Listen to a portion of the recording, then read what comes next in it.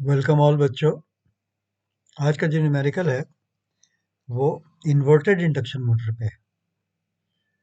याद है, rotor fed induction motor. जाहिर है वो स्लिप रिंग इंडक्शन मोटर होती है। इसकी पूरी पूरी थ्योरी मैं तुमको पढ़ा चुका हूँ, उसको रेफर कर लेना, तब तुमको आसानी से समझ में आ जाएगा और फिजिकल कंसेप्ट भी हो जाएगा। और जाहिर है न्यूमेरिकल का सॉल्यूशन तो चाहिए ही, वो तो हो ही जाएगा। तुम्हारे सामने मैं क्वेश्चन ला रहा हूँ, ध्यान से देखना। A three-phase, four-pole slip ring induction motor is connected to three-phase 50 Hz supply from the rotor side through slip rings, and the stator terminals are shorted. The machine is found to be running at 1440 RPM. समझ गए? क्योंकि ये rotor fed induction motor है, rotor में हमने 50 hertz की supply दी है, 4 पोल की मशीन है, तो जो रोटर का फ्लक्स बनेगा उसकी स्पीड होगी 1500 RPM in a direction from leading phase to lagging phase. समझ गए? वो स्पेस में घूमना शुरू कर देगा with respect to the winding structure. Winding structure कहाँ है? कहाँ है? रोटर पे है। तो रोटर की बॉडी के रिस्पेक्ट में वो घूमना शुरू करेगा। ठीक है, अब आगे जो कुछ होगा वो तुम पढ़ चुके हो, अभी बताऊंगा मैं। तब पूछ क्या रहा है, determine the frequency of stator current.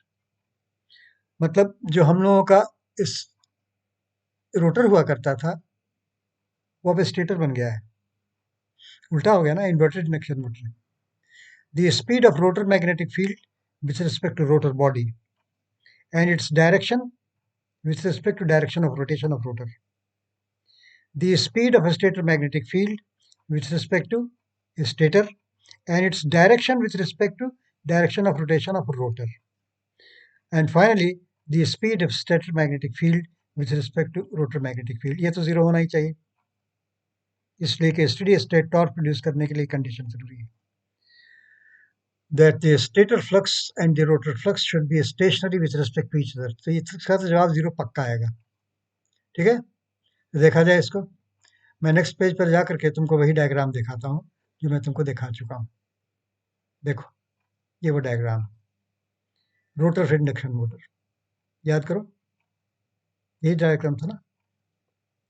इसमें R Y B phase sequence में हमने दिया है रोटर को करंट,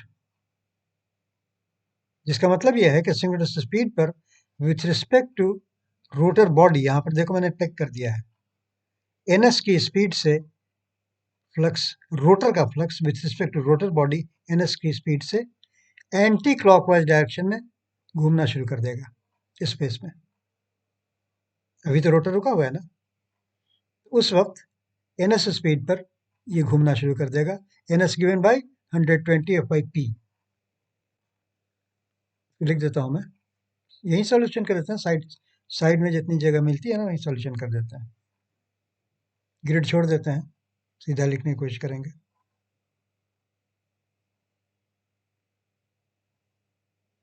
सॉल्यूशन,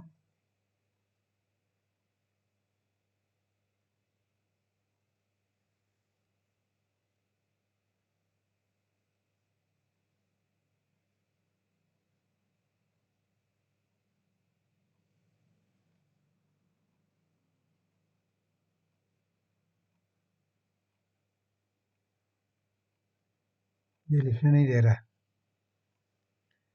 क्यों नहीं लिखने दे रहा है? चेक करता हूँ। देखो अब ट्राई करते हैं, दिखता है कि नहीं। न सॉल्यूशन ही नहीं लिखने दिया था इसने। इमेज एक दूसरे के ऊपर आती है ना, उसकी वजह से प्रॉब्लम कभी कभी करता है। अब इस पर कितना रिसर्च करें। सॉल्यूशन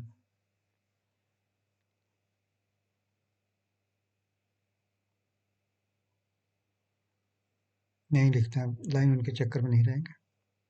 देखो, NS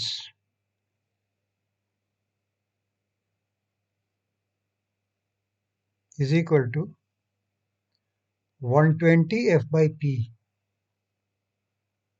120 F by P is equal to 4 पोल की है तो 1500 आरपीएम हो जाएगा, 120 इंटू 50 बाई 4। तो फाइनली NS है 1500 RPM is equal to 1500 RPM.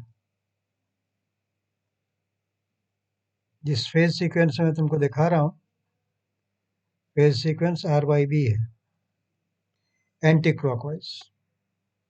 RYB, R से Y की तरफ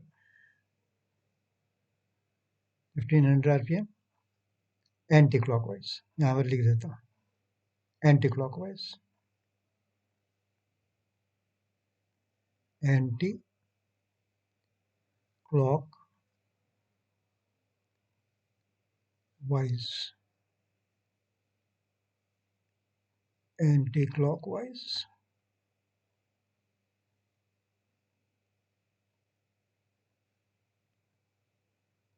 with phase sequence RYB with phase sequence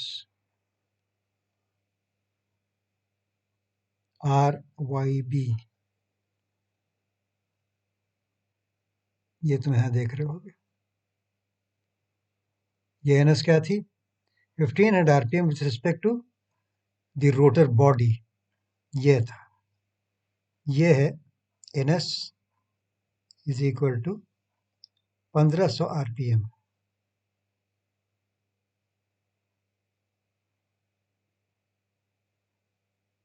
अब ये with respect to rotor body जब 1500 आरपीएम पे घूम रहा है इसके स्ट्रक्चर के अगेंस्ट, तो स्पेस में ये घूम रहा है, तो स्टेटर देख रहा होगा।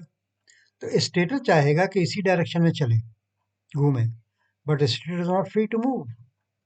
तो नतीजे में क्या होता है कि रोटर चलना शुरू करता है उल्टे डायरेक्शन में, और NS स्पीड तक पहुंचने की कोशिश करता है, लेकिन स्लिप कर जाता है। स्लिप करके इसकी जो स्पीड होती है वो होती है 1440 आरपीएम, जो है ना, ये है 1440 आरपीएम क्लॉकवाइज डायरेक्शन में। डायरेक्शन तुम देख रहे हो, ये है 1440 आरपीएम।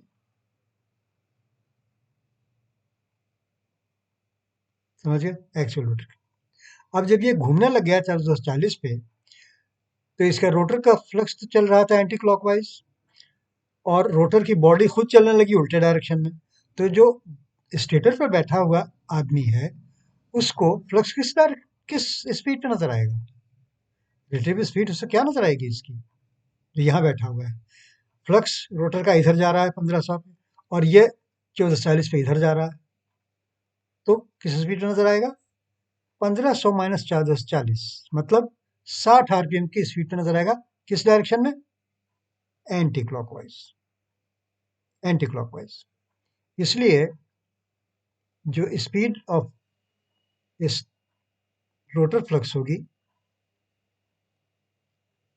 इसलिए स्पीड ऑफ रोटर फ्लक्स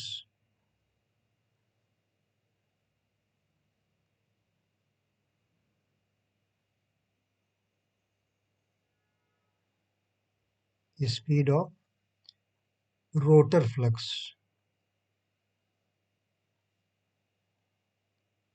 तो पहले तो लिख लो with respect to rotor body,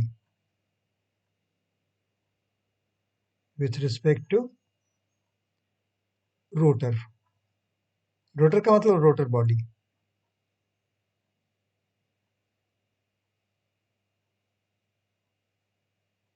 is equal to 1500 RPM 1500 RPM. Opposite to direction of rotation,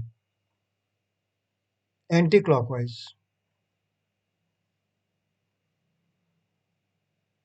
मतलब opposite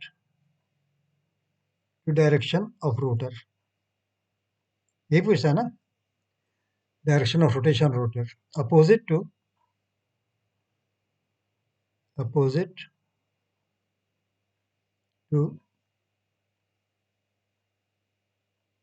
direction of rotation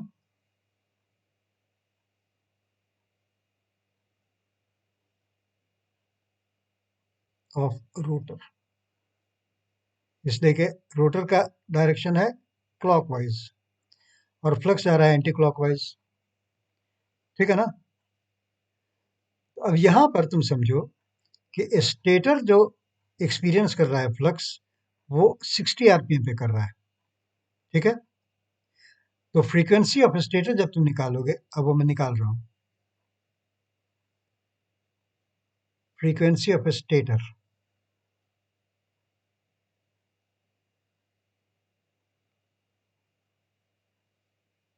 formula तो वही होगा, Pn by 120 P into ns minus n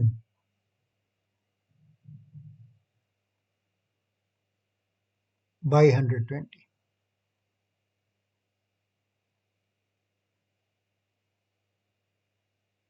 समझ गए. P है 4, ns है 1500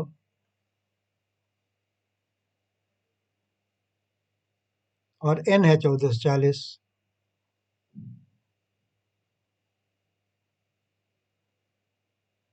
डिवाइडेड बाय 120. कितना हो गया?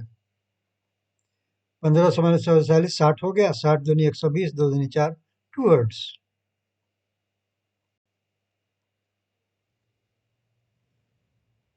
Frequency of stator current is 2 hertz. समझ गए. शॉर्ट सर्किटेड है तो करंट. अब तुमको यह देखना है कि सीक्वेंस क्या होगा.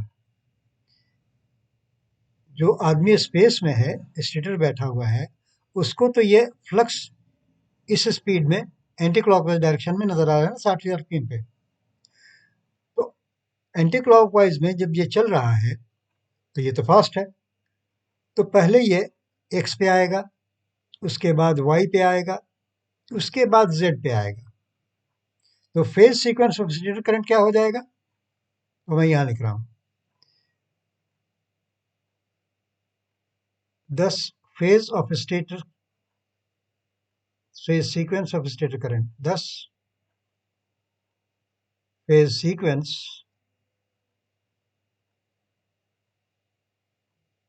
Of stator current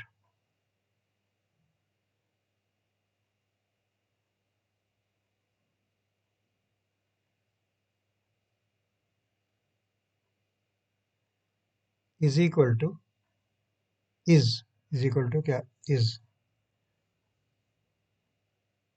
is X Y Z, X Y Z. अब तुम सोचो कि स्टेटर में 2 हर्ट्ज का करंट फ्लो करने लगा, तो अब एक स्टेटर का फ्लक्स जनरेट होगा ना, किस डायरेक्शन में, एक्स से वाई डायरेक्शन में. और किस स्पीड पे, किस स्पीड पे बोलो भाई. उसको जो फ्लक्स नजर आ रहा है स्पेस में, वो 60 आरपीएम पे नजर आ रहा है. ठीक है ना, ठीक है ना. और इस फेज सीक्वेंस ये है एक्स वाई जेड.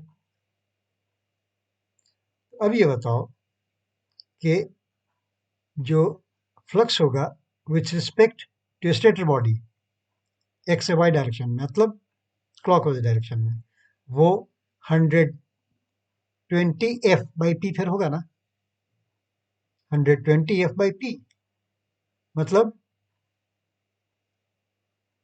30 दूनी 60 आरपीएम, है ना? ठीक है ना? चलिए, अच्छा दूसरा मैं तुमको बता देता हूँ, दूसरा ऑल्टरनेटिव यह था, और चूंकि तुम लोग तो फॉर्मूला ज़्यादा याद रखता है ना, और एफ स्टेटर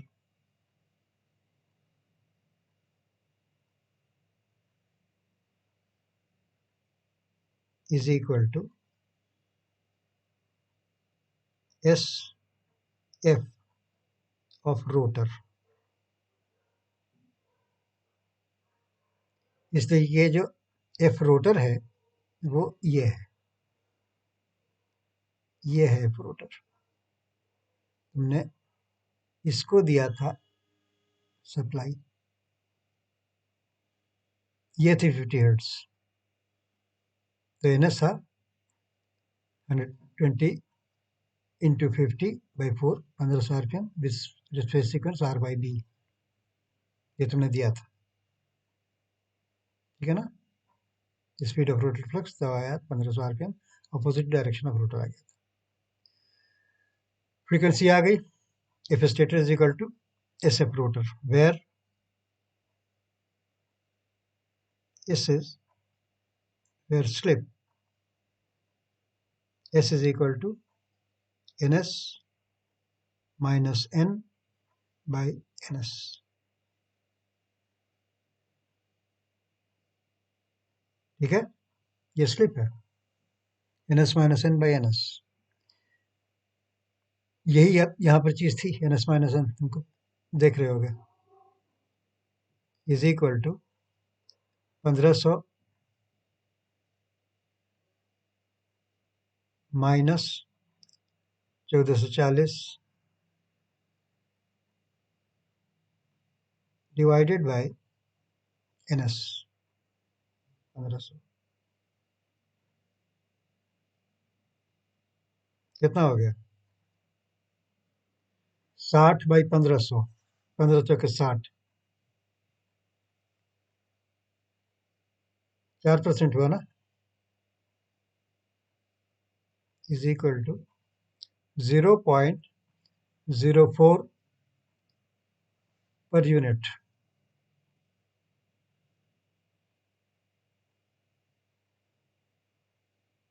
इसलिए सेम रिजल्ट आएगा ना, इसलिए frequency of stator is equal to 0.04 into frequency of rotor, which is 50, ये भी 2 हर्ट्ज हो गया, 4% of 50 hertz, 2 hertz, same answer. ये दूसरा तरीका था, तुम लोग इस फॉर्मूले को जानते हो, लेकिन बेसिक तो यही था ना कि रिलेटिव वेलोसिटी जो स्टेटर ने देखा, वो देखा कि रोटर का फ्लक्स तो घूम रहा है एंटी क्लॉकवाइज डायरेक्शन में, और रोटर खुद घूम रहा है उल्टी डायरेक्शन में, तो इसको तो नजर आएगा 60 आरपीएम ना, तो 60 आरपीएम के हिसाब से ये Pn/120 से 2 हर्ट्ज निकलता है, ओरिजिनल वही है, बाकी ये तो डिराइव्ड है कि स्लिप इंटू एफ आप निकाल दीजिए, चलेगा, वो भी चलेगा। अब हमको निकालना है the speed of rotor magnetic field with respect to rotor body and its direction with respect to direction of rotation। ये तो ऑब्वियस है, यहाँ पर जगह नहीं है, नेक्स्ट पेज पे लिखते हैं, डायग्राम याद रखोगे।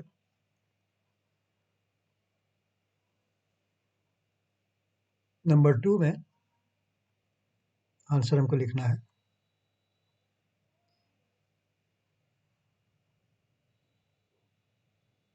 ये कितना है भैया, जो एन एस था, N S is equal to 1500 RPM,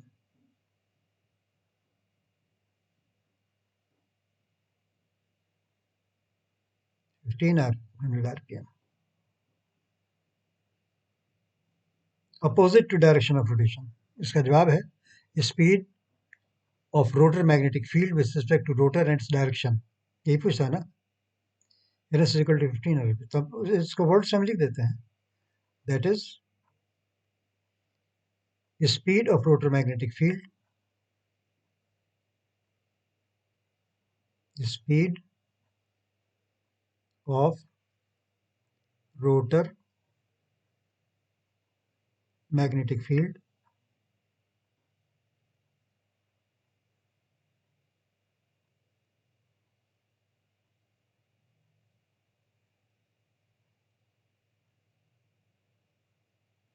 with respect to क्या पूछता है, rotor body, with respect to rotor.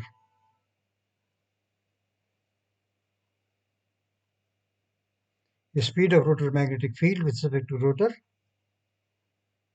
is 1500 RPM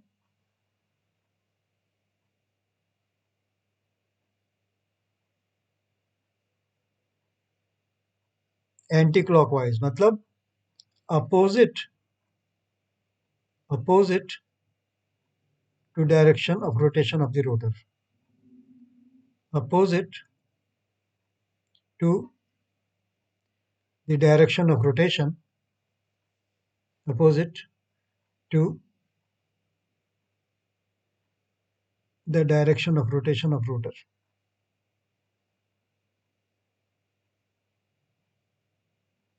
Direction of rotation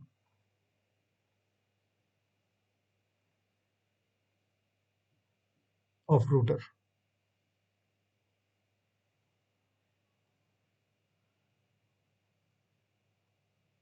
ये तुम्हारा आंसर है इस पार्ट का. Speed of rotor magnetic field with respect to rotor is 1500 RPM opposite to the direction of rotation of rotor. अब तीसरी चीज क्या पूछ रहे हैं,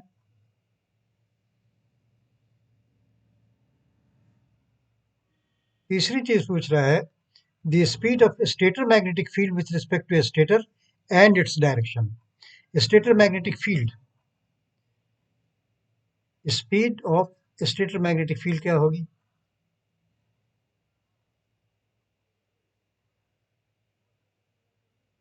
speed of stator magnetic field,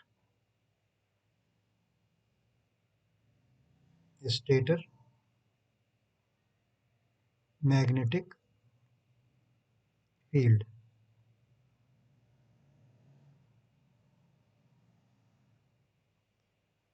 with respect to stator body. समझ गए, स्टेटर मतलब वाइंडिंग स्ट्रक्चर के रिलेटेड चलता है ना बेटा अपनी सिंक्रोनस स्पीड पे. तो speed of stator magnetic field with respect to stator, इसने यही पूछा है ना, with respect to stator.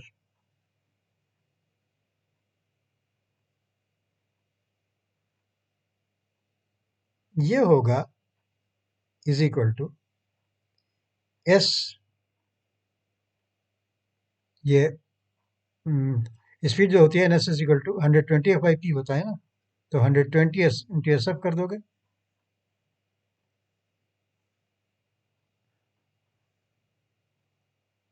Is equal to 120 F by P. अब यहाँ जो एफ है वो एफ स्टेटर का है, 120 इंटू एफ ऑफ स्टेटर.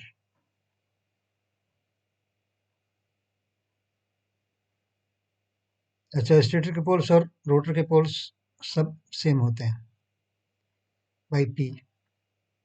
इसका वैल्यू पुट कर दो, is equal to 120 into 2 hertz divided by 4 is equal to 60 RPM. In which direction, तुम देखोगे कि स्टेटर के लीडिंग फेज से लैगिंग फेज की तरफ जो डायरेक्शन है वो एंटी क्लॉकवाइज है, मतलब opposite to direction of rotation of the rotor, opposite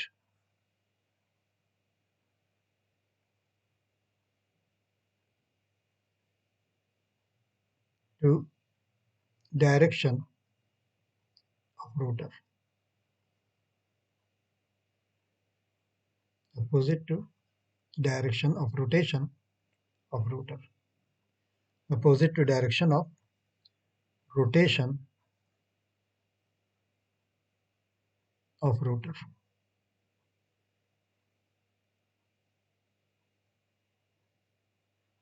of rotor।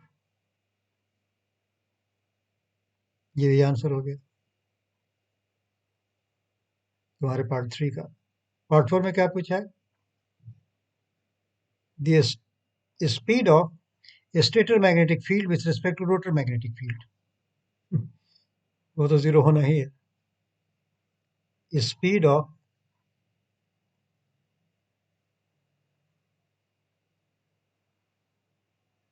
Speed of stator magnetic field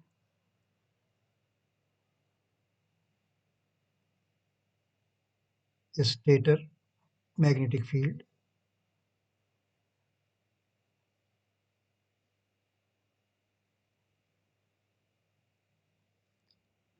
magnetic field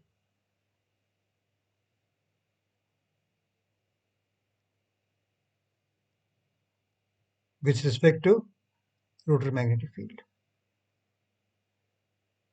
तो जीरो होना ही है, नहीं तो मोटर कभी चलेगी ही नहीं। कंडीशन है स्टेडी स्टेट टॉर्क की, rotor magnetic field.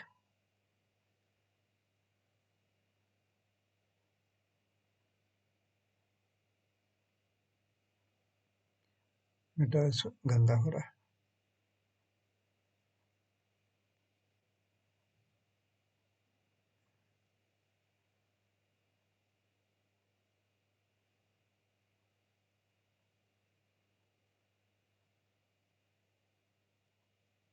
Is equal to, अब देखो स्टेटर का फ्लक्स स्पेस में, जिस स्पेस में जो खड़ा हुआ है, स्टेशनरी स्पेस में जो ऑब्जर्वर है, उसको स्टेटर फ्लक्स भी 60 आरपीएम में नजर आएगा और रोटर फ्लक्स भी 60 आरपीएम में नजर आएगा, दोनों एंटी क्लॉकवाइज, मतलब अपोजिट डायरेक्शन ऑफ रोटेशन। तो 60 RPM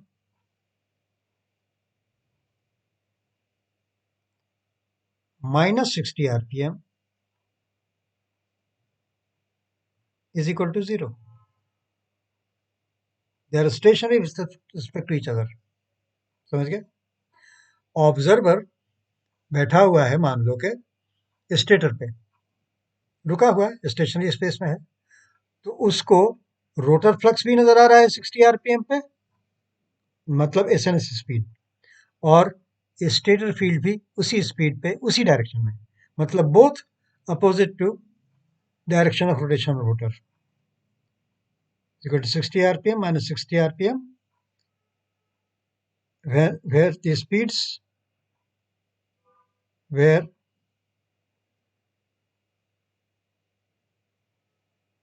both speeds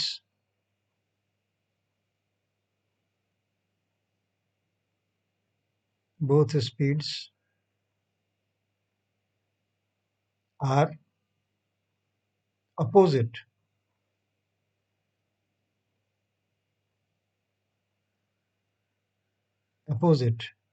to direction of rotation of rotor. मैं देख रहा था कि जगह है कि नहीं। टू डायरेक्शन ऑफ रोटेशन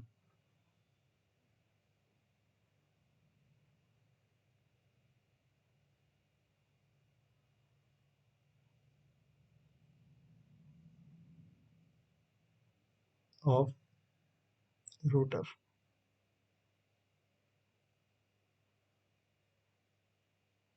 इसलिए जीरो है। तुमको डायग्राम दिखाता हूं। एक बार फिर से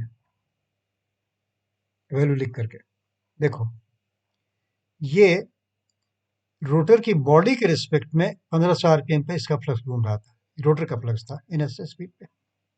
रोटर खुद उल्टे डायरेक्शन चल पड़ा, इसलिए कि स्टेटर तो पीछे जा नहीं सकता था। स्टेटर स्टेटर घूमना चाहता इसी डायरेक्शन में, लेकिन स्टेटर तो स्टेटर है ना बेटा, मूव तो कर नहीं सकता है। तो उसने पुश कर दिया रोटर को अपोजिट डायरेक्शन में 1440 आरपीएम पे। तो जो रोटर का एक्चुअल रोटेशन है, वो मेरे हिसाब से जिस डायरेक्शन में देख रहा हूँ वो है क्लॉकवाइज, और इसका फ्लक्स जा रहा है एंटी क्लॉकवाइज। तो जो आदमी स्टेशनरी स्पेस में खड़ा हुआ होगा, जो स्टेटर के कंडक्टर पर बैठा हुआ होगा, तो उसको ये फ्लक्स जो नजर आएगा वो 1500 माइनस 1440 60 हजार पे नजर आएगा ना, 60 आरपीएम पे नजर आएगा। इसको मैं 60 आरपीएम लिख देता हूँ। एस एन एस यहाँ इसको नजर आएगा 60 आरपीएम पे, सब आरपीएम है। आरपीएम लिखना है, चलो लिख देते हैं, सब आरपीएम, ये भी RPM.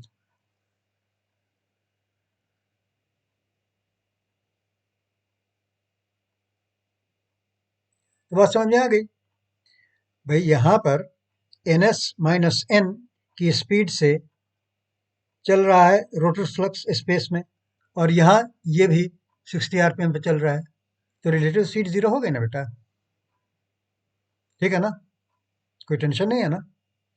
Phase sequence X Y Z था, एक्स वाई जेड था स्टेटर का, तो इसका फ्लक्स भी एंटी क्लॉकवाइज डायरेक्शन में चला, ये फ्लक्स एंटी क्लॉकवाइज डायरेक्शन में चल ही रहा था। स्पीड का जहां तक सवाल था, चूंकि रोटर खुद उल्टे डायरेक्शन में घूम रहा था, इसलिए 60 आरपीएम पे था, 1500 माइनस 440, इसलिए स्टेशनरी हो गया with respect to each other.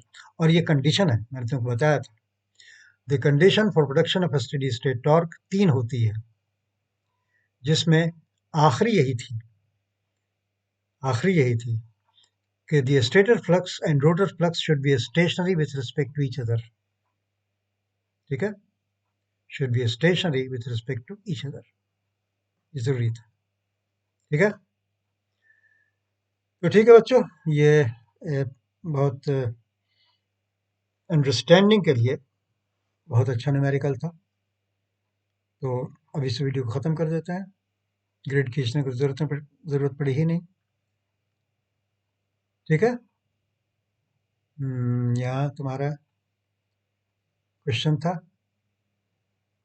यहाँ यह तुम्हारा आंसर था, ठीक है, दैट्स इट। अब चेक कर लिया जाए कि ये भाई साहब रिकॉर्ड हो रहे थे कि नहीं। हाँ, रिकॉर्ड तो हो रहा है बेटा, रिकॉर्ड हो रहा है। तो ठीक है, इजाज़त दो जाने की। कितना मिनट रिकॉर्ड हुआ? हाँ, तो तकरीबन 33-34 मिनट हो गया। छोटा न्यूमेरिकल था, वो तो हमने एक्सप्लेन कर दिया इतना ज़्यादा, इसलिए देर हुई, वरना बनाने में तो 5 मिनट से ज़्यादा का न्यूमेरिकल नहीं, और 4 नंबर का था, बहुत ज़्यादा नंबर का भी नहीं था, लेकिन कंसेप्ट ज़रूरी है। इसीलिए मैं तुम लोगों को चाहूँगा कि तुम लोग अच्छे से इंडक्शन मोटर का वो जो पार्ट था जिसमें डिस्कस हुआ था, उसको जाके पढ़ो, इन्वर्टेड इंडक्शन मोटर के बारे में, ठीक है।